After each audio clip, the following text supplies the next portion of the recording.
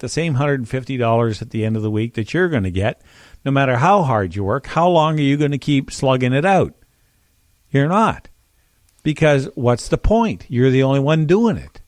And I think this is infecting Canadian mentality as well, where if the government can do it, why should I? And I think that's a very dangerous thing. Well, I'm hearing from lots of business people who want to rehire wait staff, for instance, in restaurants, etc.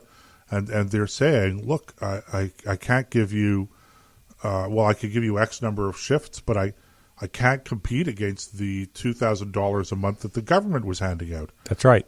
Tax-free, or at least initially tax-free. Everybody's going to pay tax on that come the springtime, right? Income tax. So you end up competing with essentially a welfare program. And again, best of intentions. I'm not one of these conspiracy theorists that runs around saying, the government's trying to make you dependent on it. No, I'm not. I really don't believe that for a second. I think that people in government want to do what's best, and they see people suffering, and unfortunately, in today's world, the answer to a lot of the discomfort and suffering, at least in Western society, is, money. Give them money, and they'll be able to take care of themselves. So, we have this economic dislocation as a result of the COVID-19 epidemic. People are out of work, largely because the government has said they have to be out of work. And so then they go, okay, well, we put them out of work. Now we have to help them financially. Best of intentions. But now private enterprise can't compete with that.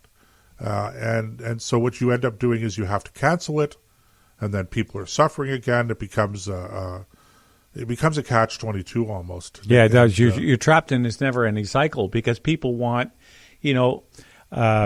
people want to be able to continue their lifestyle. Well, I don't blame them for that. It's just one of these deals where it's what's that old saying? There's two things that are eternal in life: taxes and a government program. And I think that this really rings true. The best example I can think of is this CERB payment. Okay, break time again, ladies and gentlemen. If you are listening live, we'll be back in a few minutes. If you're listening on the podcast, this is the end of part 3, and you may want to tune in to part 4 tomorrow. So we'll be back in a bit here on the Nick and Joe Show on ThinkRadio.ca.